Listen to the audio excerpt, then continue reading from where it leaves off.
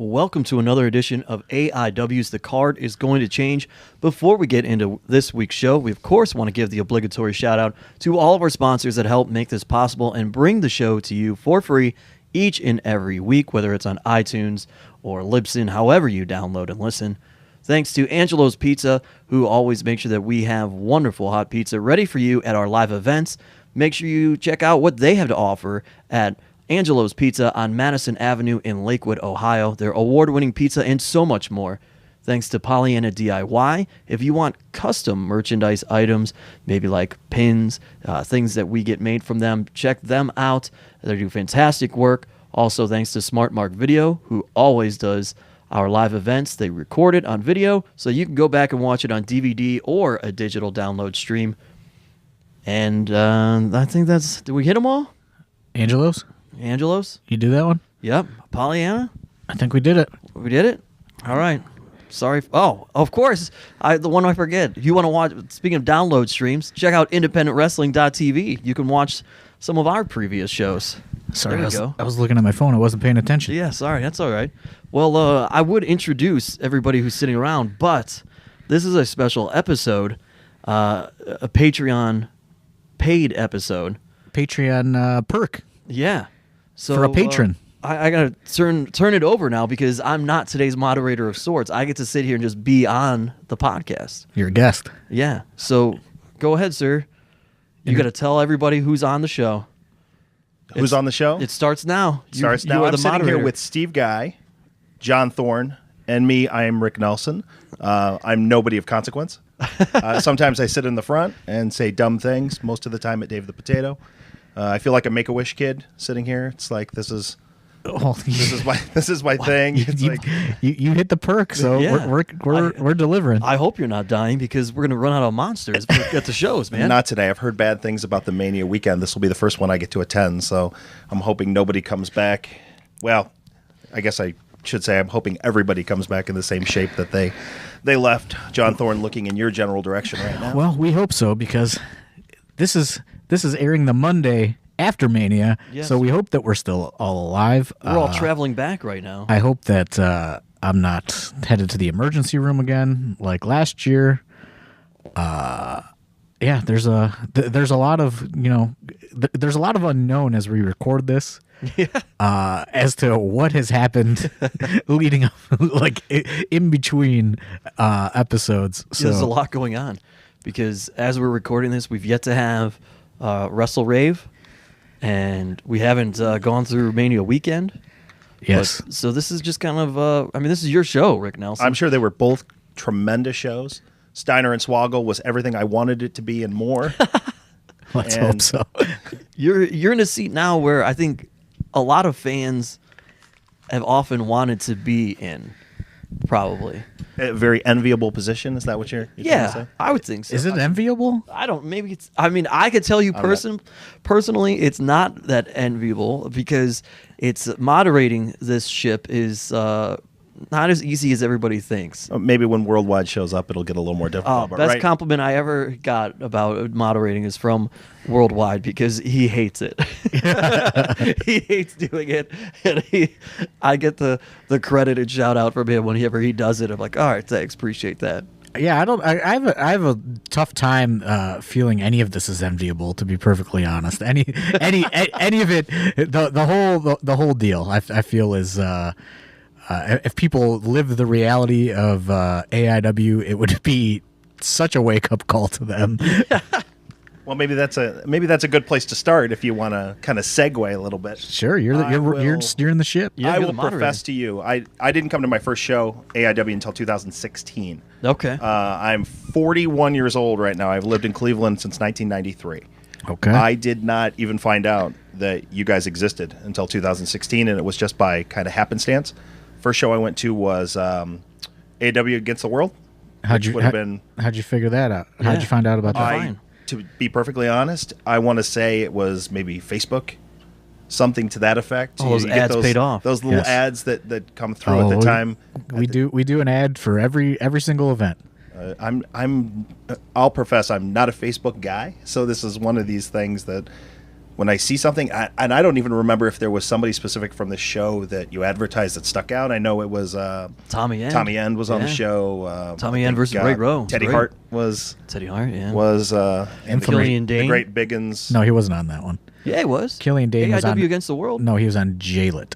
Nah, this was. I thought we brought him back for AIW Against the World. No Killian Dane. We brought Triton back. That's the guy. Oh, and we had Irie.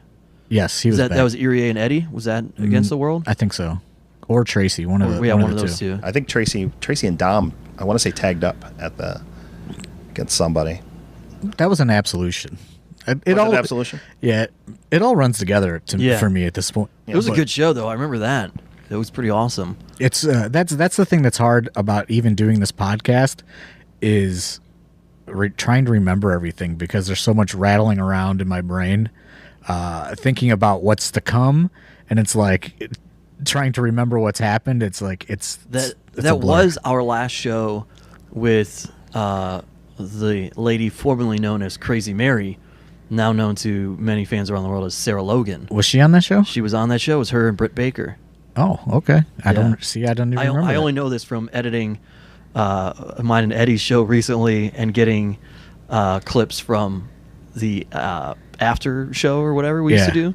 And Britt was on there. We were talking about it on there. I was like, oh, yeah, that's right. Okay. So continue, Mr. Nelson. So my son at the time was 10 years old, and he... You got to rephrase that. Your son was 10 years old at the time. Was that a dangling? He's still your son now. Did I pull a dangling participle or something, Professor Guy? What happened? My son at the time. My son at the time. Old. He's still around. Yeah, well, yeah. He's just not 10. I hope so. I haven't talked to him today, but anyway, my child, who 3 years ago was 10 years in age, I took him. I think we sat second or third row. I don't remember how many people were there. It was okay. It's decent. But immediately he was just hooked, and he's been I've always been a WWE guy, ECW, WCW. I'm old enough to remember watching the first Raw, live when I was 16, and getting ECW on a small black and white TV at like 2:00 in the morning from Sports Channel. Yeah. Philadelphia or wherever it was, sneaking out at 18 to go into the, ECW arena after mom said, if you go there, you don't live here anymore. So and then coming home and being like, oh, I guess I don't live here anymore. Right. But that was not something I was going to pass up at the time. So he was hooked, and he wasn't really a huge wrestling guy. I've never pushed him one direction or the other. Like, you get here in Cleveland where it's like, my grandfather was a Browns fan, and I was a Browns fan before me, and my kids will be the same. He's going to like the stuff that he likes. He likes basketball, and frankly, that's his thing, not your thing. Not my cup of tea. But with the wrestling, he was immediately hooked. We took a couple shows off, and I don't recall. I think there was a death in the family or something around that time in 2016, or maybe I was just watching a lot of baseball, as I'm from Chicago, and 16 was a good year for us. Shut up, Rick. But he's getting jabs in. And then he asked me, he says, when can we go back? Because then I had treated it kind of as a one-off. Like, this was something we did this together. This was a father-son thing. Now I got to find something to do with the two little girls that equals going to a wrestling thing. So I took him next time. I think I got the VIP tickets or ringside, whatever they were. It said on the and he sat and he talked to, this was when Big was still around, for top 2, 3, 4, 5 minutes, and that's one thing that I don't have a good grasp on, is I've listened to all the old podcasts when you guys are talking to Chandler and everything like that. That I never had any kind of opportunity to really, other than the fact that he told me that he liked one type of tea, because at the time I worked for Coca-Cola. Okay, green tea. Yes. As long as you don't give me this tea, you bring me this other tea, and I'll be fine. Pure Leaf. Yeah. Pure Leaf. He's I've always been a Coke man, but I love the Pure Leaf raspberry. I said, I can get you the Gold Peak. I'll drink that too. Then that'll be fine. Like, as long as it wasn't going to cost him anything, he was good. So. That kind of made the impression upon me, just even that 5 minutes, that, man, maybe this is something we could start doing a little more regularly. So we missed the Gargano show after that, and so that's another thing too. I never got to see Johnny wrestle here in Cleveland. Oh wow. Oh man. And I don't, we've missed a handful of shows, one or two since then. But from that day on, it's been like, I don't want to say it's like, this has built the bond of our relationship and is going to carry something. It's strengthened it. It's the experience is fantastic in that this is something that, and maybe this comparison will get lost on people. It's the Santa Claus experience. You get to a point in time where you know that eventually the kid's going to find out that Santa Claus isn't really coming down. And I apologize if I'm blowing up anybody's spot on this one, but the same thing with the wrestling. It's like Double Dare 16 when Lucky 13 and the Headhunters and Eric, that happened. That whole thing. And Lucky 13 went under the board right in front of us, and all of a sudden everything was red. And I had to turn to him and I went, "Oh God, this is going to be the end. I am going to get in such trouble for this." And he went, just kind of looks at me and goes, yeah, I know what happened. I'm like, okay, all right, we're good. I'm so glad you're much smarter than I was at 10 years old. We started, and I don't remember who I talked to, because, like I said, I don't remember what I had for breakfast this morning. One of you guys about, starting to try to help out with concessions or whatever I could do. None of my idea. This was, the kid was like, what, hey, this, barbed wire boards and Eric Ryan, he fell in love with Eric Ryan, which I don't know if that's good or bad. I don't know if that's a good idol for your kid to have. He started with the rethink that one, Dad. Eric Ryan. Eric Ryan's my favorite thing in the world. Hey, what can we do if this guy's taking barbed wire and blah blah blah blah blah? Is there something he would enjoy? Would he enjoy a meal? Would he enjoy? So that's why I started to bring Monster and stuff like that. It wasn't to get noticed. It wasn't anything like that. Kiss up to people. I've been accused of being a bit of a brown noser because of that. But at the same time, like, none of it wasn't my idea. Right. I did that stuff because of the AIW is for the kids. That's what I'm AIW hearing is right for there. the children. For the kids. So long way to go to get to this. So in the 3 years I've been here, I've been to one GNO, which is, whatever. I swear to God, Rick Nelson, if you're about to ask us when we're having another women's show, you're going to get the fuck out of this house. I'm more than okay if we never have another women's show. Moving on. There's a lot of unsavory characters that come out to those shows, and I want to take my kids to those shows. We appreciate all their ticket sales. Yes, indeed. So I've seen shows like Double Dare where there's a lot of, a couple of rap shows where they're, things get broken, people get broken, and then we've seen other shows that are a little more family friendly. How do you, as the guy in charge, how do you toe the line? Where do you get, when you go in and I'm going to book this X show for 6 months from now, because, you're always 9 months in advance. I know you, just as far out as you can get. Where do you go to try to keep it where I want these guys that I know are sought after, the guys that are going to come in and do the crazy stuff that, the Janela breaking everything in his sight, but at the same time still keep it to, I can bring my kid, I can bring my wife, I could bring a date. How do you keep everybody happy? Well, to be honest, I try to prevent things from getting too extremely violent, just based on the fact that, like you said, if you go too far in the other direction, you're going to turn people off. Kids were never really the market we're going after. That's not really even ever been in the, my consideration. It's more of the fact that, like, okay, like, what if, you're going to bring a real person out, like, not like a wrestling, like a real, like, functioning member of society. Not saying wrestling fans are not, but, like, there are just two totally different mindsets in the world. And, I live in both. I live in both worlds.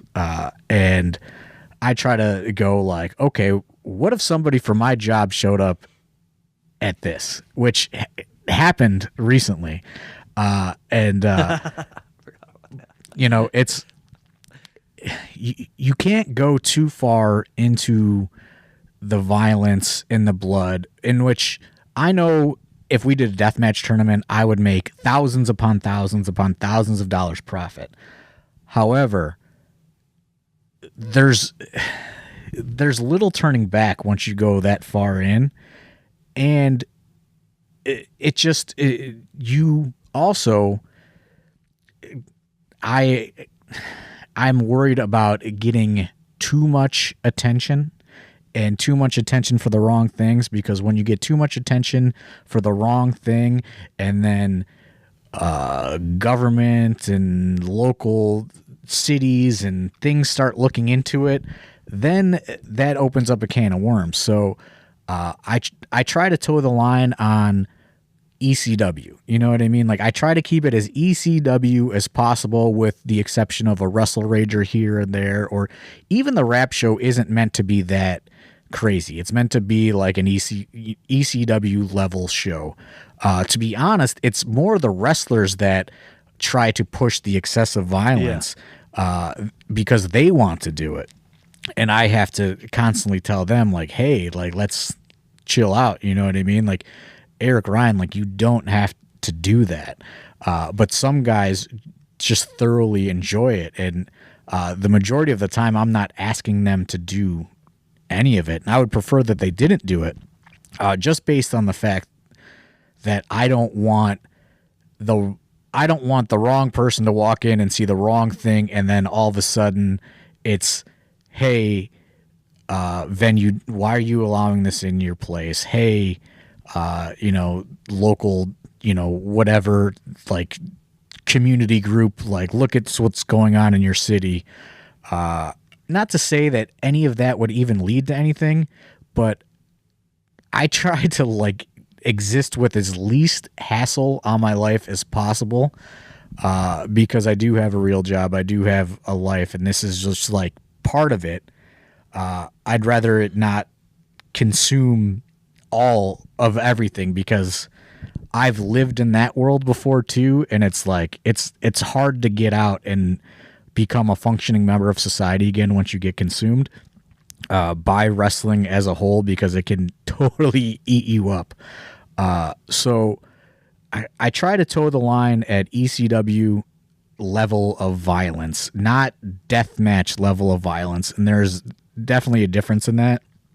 But like you said, like, if guys are bringing girls on dates, they don't necessarily want to see extreme bloody violence. And once we did clean it up a little bit, we did see the crowds go up, because, the Turner's Hall era was like the Wild West of AIW.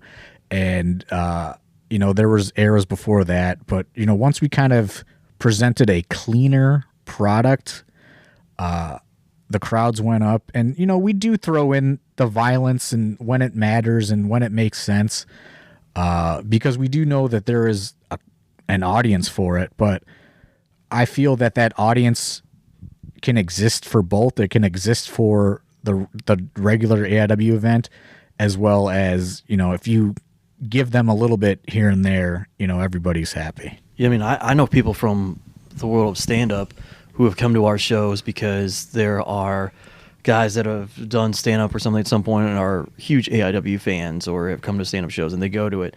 And then these other guys hear about from them, and they'll all come up to me at points, and they're like, man, I love coming to that every once in a while, because it's just, for them, it's just they just look at it as a fun night out. They're not largely invested wrestling fans, let alone largely invested in AIW. They're just looking for something fun to do, and that's kind of, we can provide that. That's ultimately what I wanted to do, and that was what the purpose was. And and once we ran into the alcohol issues and stuff like that, that kind of killed the vibe off a little bit for what we were trying to do, because it's I spent so many years chasing hype and chasing independent wrestling hype, and I realized that hype doesn't necessarily pay the bills. It's more about creating an atmosphere for your local base, and you have to hope that builds hype on its own. And it's a hard thing to juggle between trying to sell DVDs and trying to sell a ticket. There's two totally different mindsets that go into it. But it very quickly became like, let's try to provide an atmosphere and a night out on a Friday night. And, that's why, it doesn't stop at the show. That's why, like, we try as hard as we can to find an after party to go to. And there's, it's not just a wrestling show. It's like a whole, it's a whole night out. Yeah, it's more of an experience. Right. Yeah, one of the things that I've noticed, and I'm not shy about talking to people at shows. I'm pretty outgoing when it comes to that kind of stuff. You get, I think, equally as, I feel like we get a lot of new folks. Maybe it's just me. Maybe I'm just not as quick as talking to people as. So it's kind of nice that you go through the trouble of trying to put something together like that. That's and I know the after party thing can be kind of a pain in the butt sometimes to get organized. But you want to put together that show for somebody and then that experience afterwards. But at the same time, those of us that are going to be there, pretty much regardless, I'm going to buy the ticket without a card announced. And I think, that's what it's all about, is if you build that community and that base, and you show them, if you show somebody a good time, like, they're gonna be there for it as often as they can. And like you said, we get a lot of new people. I feel that we get people that were probably like you initially, is like they come to one, they miss three, they come to another one. Yeah. But it's all about just building that kind of goodwill with people, to where maybe you're not going to get them for 15 or 20 or however many shows we do a year, but if you get that group for 7 shows a year and you get that group for 4 shows a year, it all builds up. It's all, it's independent wrestling is not a success in a night. It's just kind of all about it's the long game, and I don't really know what the end game is, but it's a long game. I'll tell you that. We might have to talk about you saying 15 to 20 shows a year that you just said. So 15 to 20, I can't handle. That's where we're at this year. 15 to 20. 2019, we're on pace for that. I don't know. I don't know what we've done, but it's definitely close to 15 to 20 typically throughout the year. If you really looked, Steve Guy, maybe you could look at our 20 this week. Yeah, no, like if you look at our 2018 and 2017, I mean, it's certainly more than 12. Mm-hmm. It's under 20. Yeah. But like that's just kind of a range. But yeah, I think there's been. I looked, and since I started coming in 2006, I think there's been 43 or 44 shows. Yeah. So that's about less than a 3-year span. You figure we typically run at least once a month, but we try to take like a January off. Mm-hmm. But then sometimes we throw 2 in a month. Yeah, and because we'll do, we were doing shows out in Menor, and so it definitely adds up. And I do think that there are multiple groups of fans. There are the folks who are going to come no matter what, and like John was saying, you have all sorts of different groups of people who do that. They'll come every 3rd or 4th show or whatever, but there are large groups of those kinds of people, so it works out. And it's like, we know that everyone's not going to come to like the Winchester shows, but like we hope that everyone comes to what the main shows are. And if we can get if we can add these smaller shows and they're profitable, and I don't want to put too much of a burden on the fan, and that's why I've been so kind of nervous about the schedule that we put together for the first half of the year. But like I've said before, it was just opportunities that we couldn't pass up. But I'm a very big proponent on like, you can't have that big of an expectation of the wrestling fan, because I know what it's like to want to go out and spend my entertainment dollar, and I'm sure other people AIW isn't the only thing that they're going to go and support. You know, they want to go to a concert, they want to go to a movie, they want to go see, a comedy or whatever else. So I don't like putting that much of a burden on the wrestling fan. And, it shouldn't be like, it shouldn't be that much of a commitment for them to follow everything. However, like when we're offered, a deal at a brewery, you can't, even though it's a week after a show, like you just can't say no to that opportunity. And same thing with the Winchester. They're going to give us a space to do an event on a Thursday night that is very low risk. Like we gotta roll the dice because, like I said, it's a long game. So if we could make a couple $100 profit on that, and then that's taking burden off the big show, with Right. Pentagon Jr. coming up, or the Francine and Shane Douglas show coming up, so it's like independent wrestling is like really a dollar and cents game. And that's just kind of the thought process behind it. But I really try not to do that many, and I don't think we'll hit 20.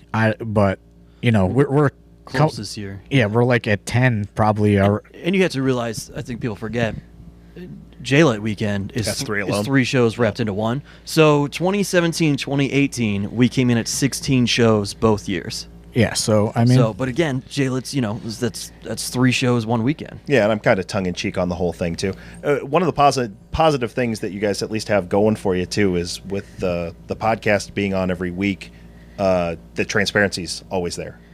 I mean, you could, hey, this is the situation. This is why we're doing this. Not that you owe anybody an explanation for how you're running your shows or when you're running your shows or whatever, but the fact that you can just come right out and say, we got great opportunities. We're going to grow the brand, if you will. These are places that we can go. Hopefully we won't make anybody mad, yada, yada.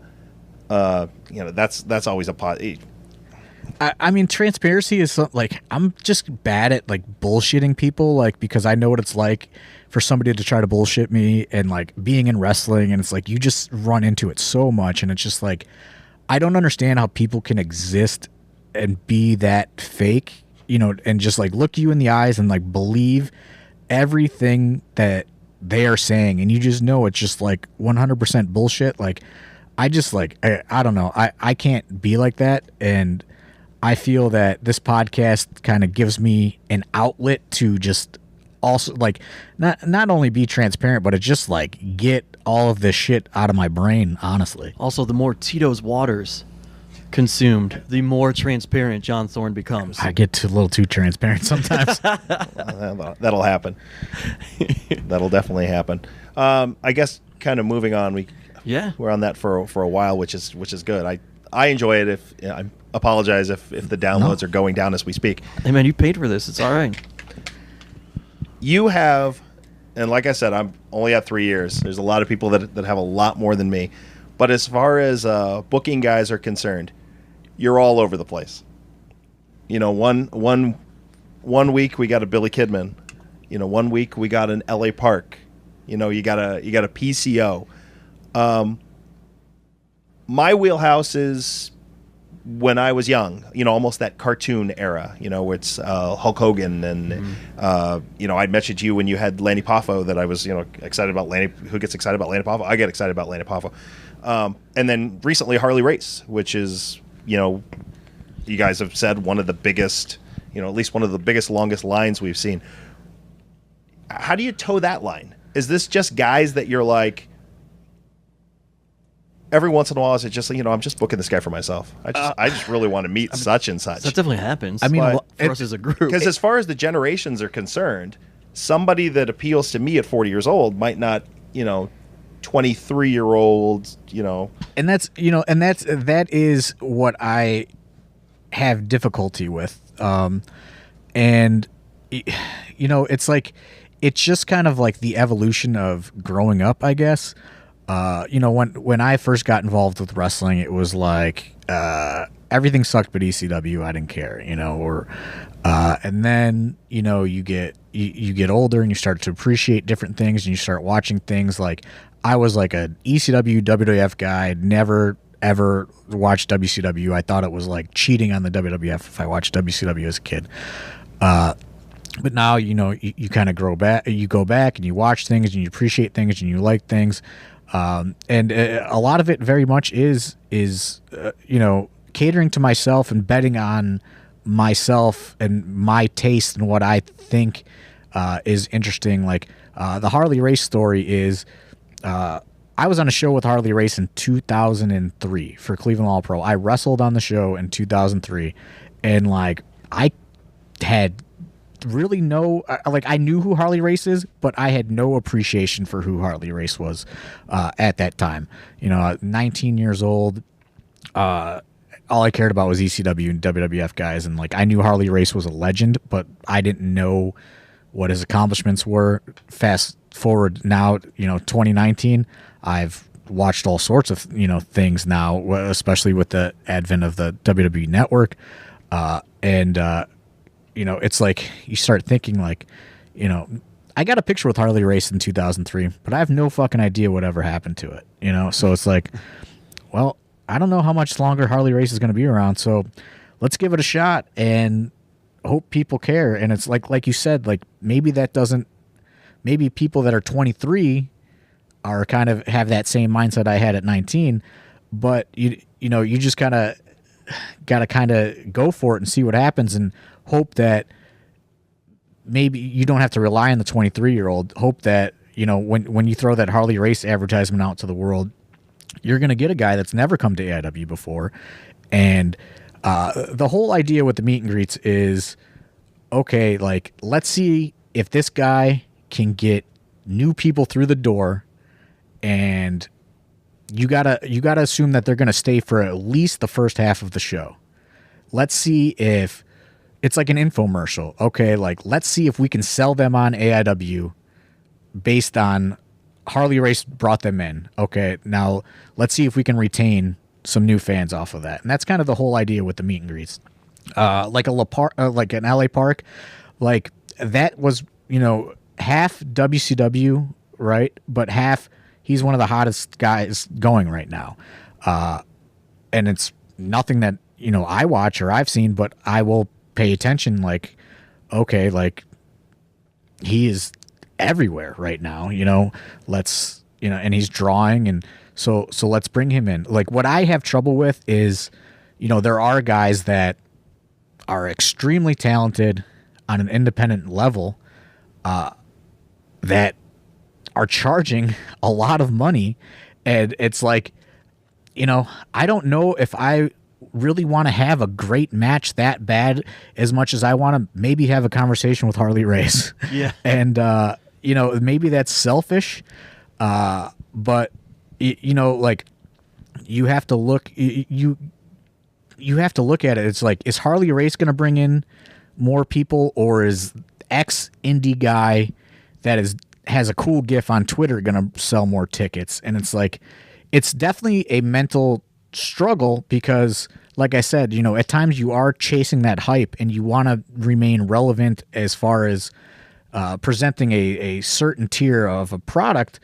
But at the same time, like from an economic standpoint, like who is going to generate more money for you? Like a guy like Harley Race, where we can book him and pay him, and then, we're going to get more ticket sales, newer ticket sales. We're going to build our brand, and we're going to retain his meet and greets. It's kind of, it's definitely a struggle, and it is a line that is hard for me to toe at times. And there's no rhyme or reason to it. I'll just, one day, like I'll just wake up and I'll say, hey, I'm going to try to track down Savio Vega today. And, there's no, like, it just, it just depends.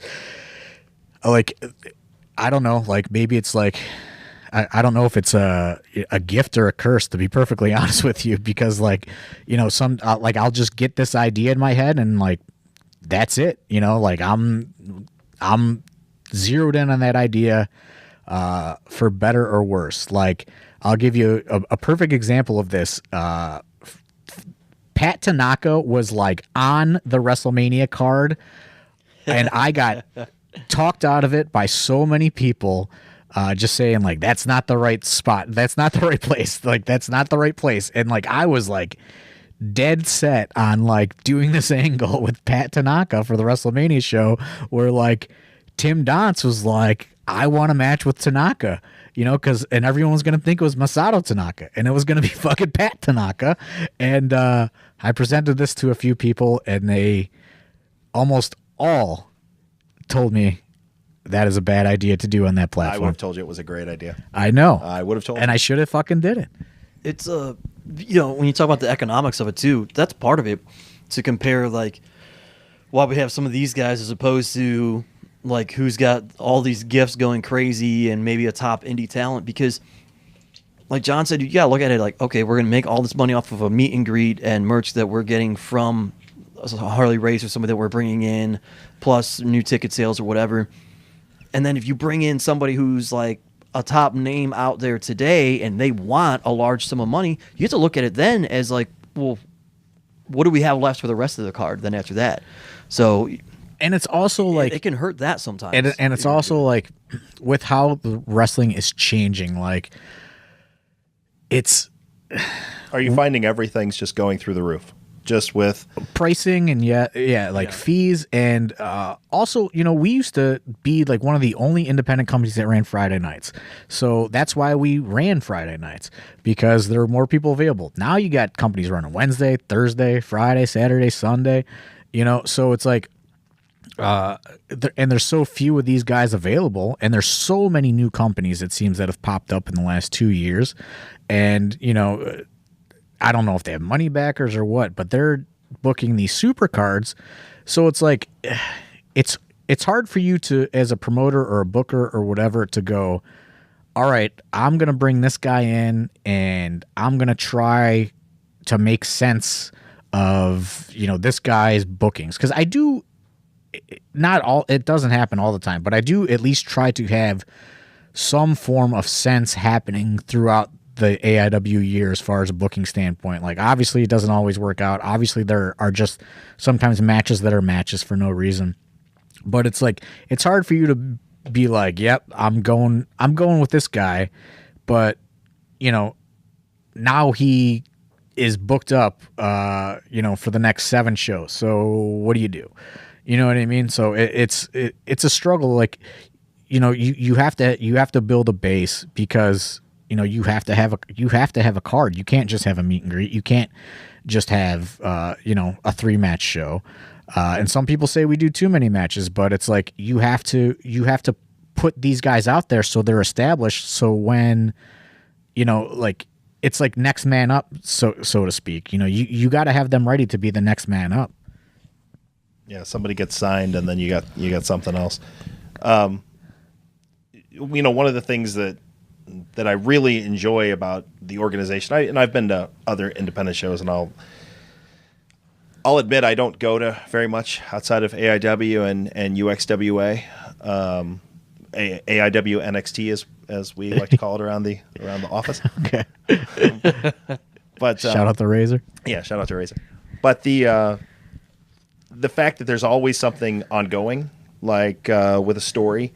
And a lot of times when you do bring guys in, it makes sense. Like, case in point, we just saw Kevin Thorne. That is a guy that you probably wouldn't usually bring in, you know, right, just as whatever. But he played a part. You know, he was in to be, you know, Bishop's guy with Dominic. So stuff like that I don't know if everybody notices or if everybody cares about. That venue served alcohol, so maybe a lot of people didn't care too much about it. But the fact that it made sense. And I try hard to make it make sense. And like I said, sometimes it doesn't make sense. Or sometimes, you know, there's a guy that's coming in and he says he won't job. So you got to put like the best match on paper out there, but you got to put it out there with a guy that it doesn't matter if it wins or loses. Like, okay, like La Parka's not going to lose, but Nick Gage is indestructible. He's Teflon, so like he could lose every time and it doesn't matter. You know what I mean? And like it looks good on paper, and nobody probably even remembers that Nick Gage lost that match. So there's a lot of that goes into like it's a lot of moving pieces. So it's like, okay, I'm gonna do this match, I'm gonna do this match. Like, oh, like I can't lose. Okay, so like obviously like we would have wanted like La Park in the main event, you know, but like we can't put the belt on him, you know. So it's like, you know, what are you gonna do now? You know, it's so it's like a constant like puzzle that needs to be put together, and it's like I'll write these cards out, and where they start and where they finish are usually drastically different. But I'm a guy that needs like a blueprint on paper. I need like something to look at. And then I can like, you know, fucking move it around and move this here and move that there. And like, okay, now we have a show, but it's tough. That's your next Patreon. You start with your absolution card 6 months out. Oh God. And then every I don't 263 don't want pages to pull the later. curtain back that much.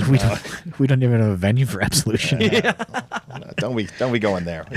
We got one. It's in the books. Don't you worry nothing about that. The Mania show was great. I was there. Yeah, we need we need a venue. How real is stuff like that? When you hear that people, I like to listen to Pritchard every once in a while because guy was there when I was younger. When we're talking about don't having a venue? No. Oh, We're not talking about a venue because we have a venue, so don't worry about it. I was like, that's very real, dude. Yeah. Steve Guy, who let you back in?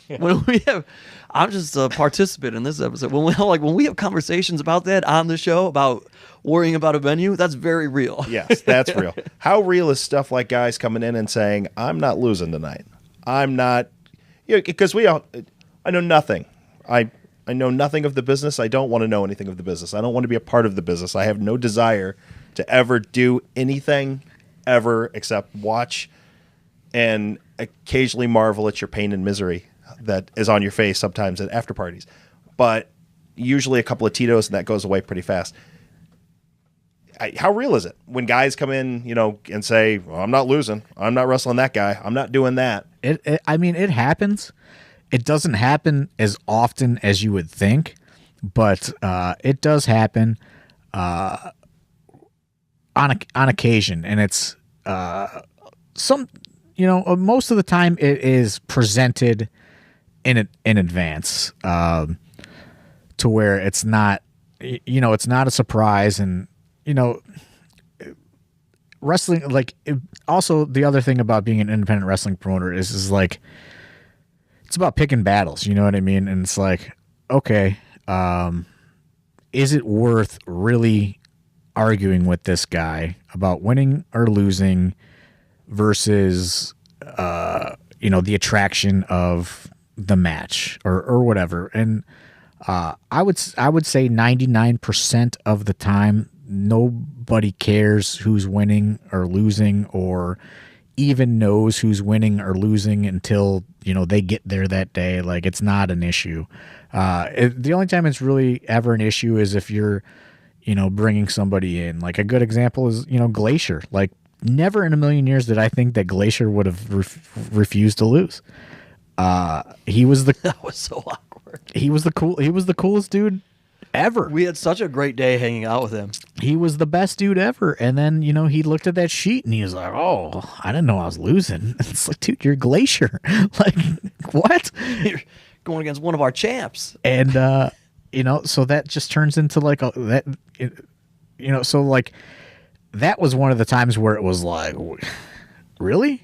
Like, are you serious? And it's just like, especially to Joey Janela, the guy that put you on spring break and like, brought all this publicity to you. Yeah, the guy resurrected your career. I was like, okay, man. Like, and like, we just figured it out on the fly, But nobody remembers that match goes to a no finish. The only people that remember are the people that are like reviewers that are like looking for shit to not like anyway. Yeah.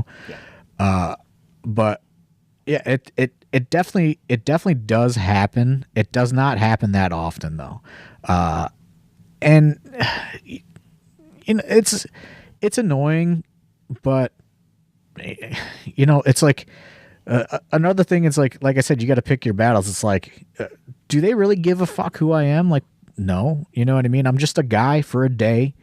There's 300 other fucking days that they're going to deal with somebody else throughout the year. I'm just the guy for that day, and it doesn't matter to them.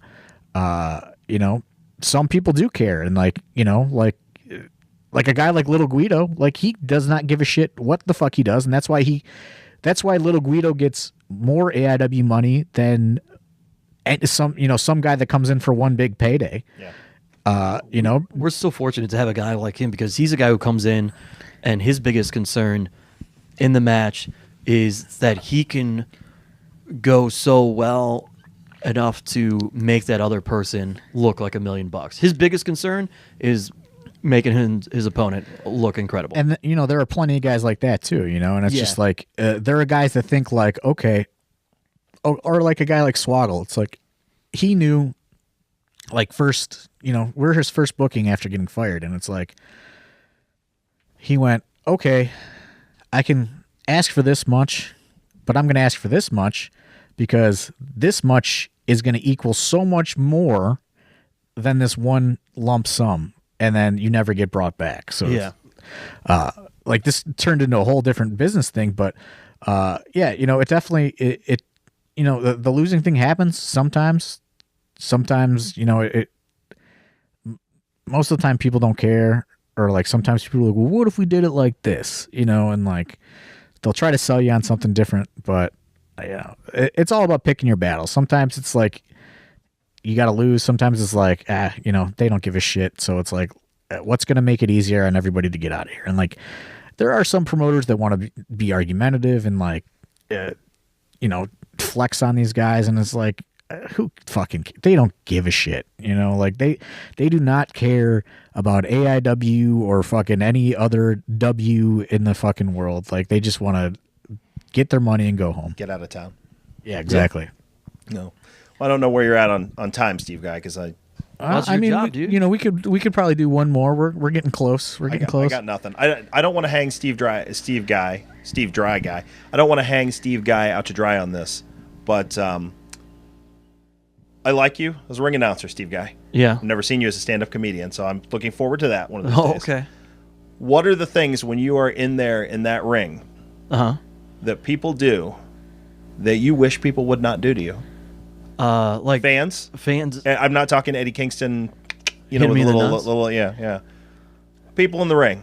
Like, what did fans do? Yeah, fans. People, you say the following contest is scheduled for one fall, and everybody. Oh, goes, you want to know if I hate fall. one fall? What are your pet peeves? Now, I cannot guarantee that this means that they're not going to happen more.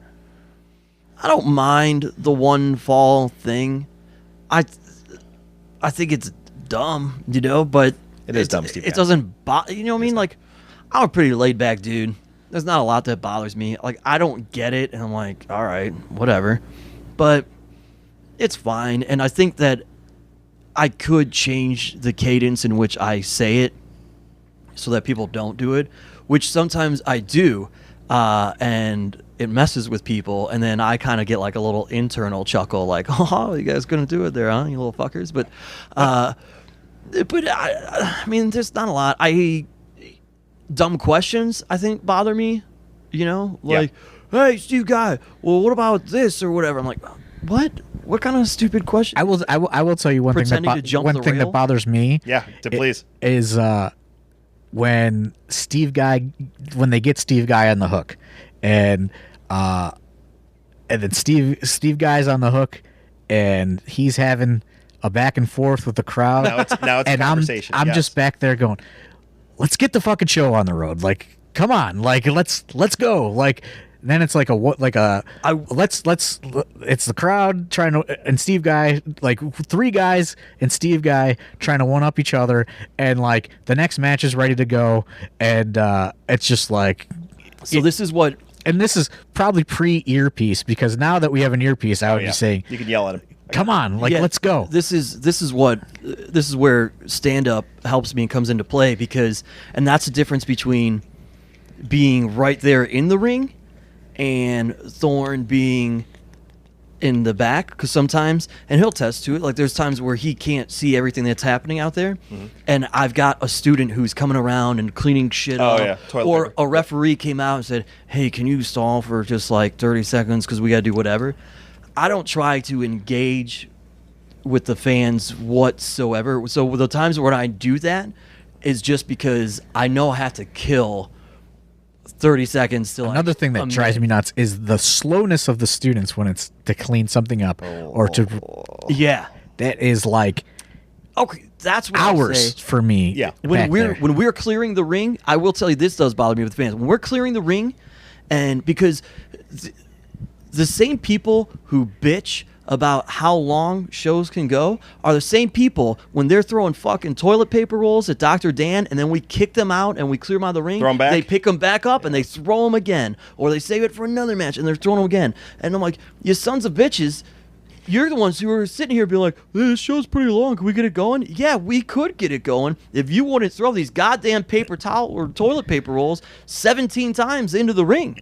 You know what I mean? Like, plus, those students have to know that when Dr. Dan comes out, there's going to be toilet. They need the to be. students are like they've been so much better about it. I think that's an earpiece thing again. Like, they're just unprepared though. Like they are just like at the 7-Year Itch show, which when we like we'll talk about it when we review it. But like when the turnbuckle comes off and it takes what feels like a day and a half for them to zip tie the turnbuckle back on, I was fucking losing my mind because.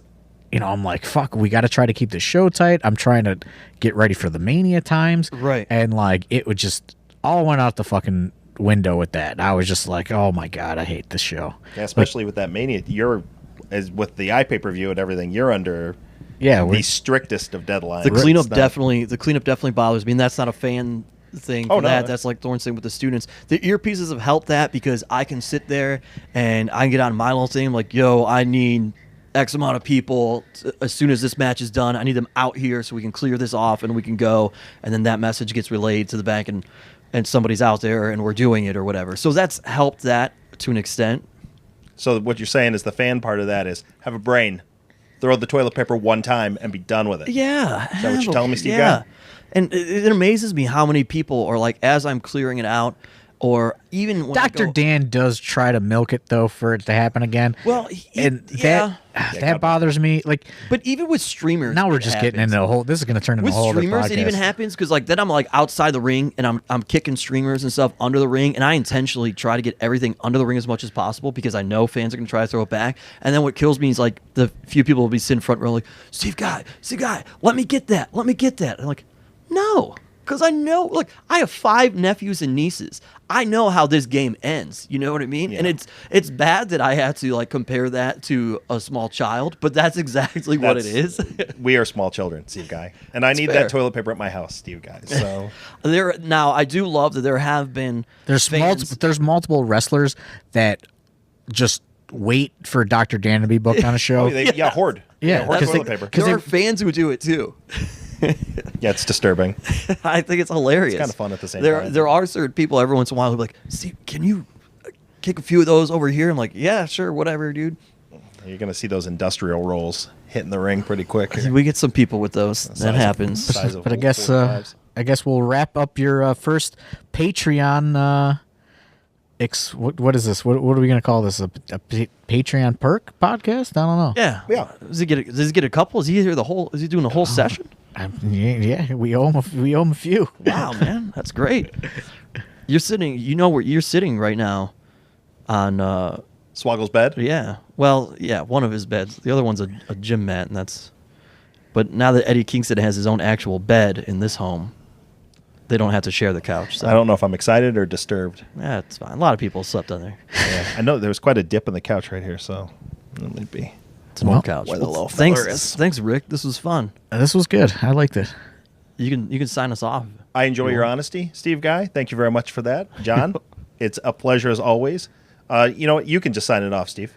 No. This is you are the moderator of Perks. Moderator of Perks. Well, for John Thorne, And Steve Guy, I am Rick Nelson saying, see you later. See you later.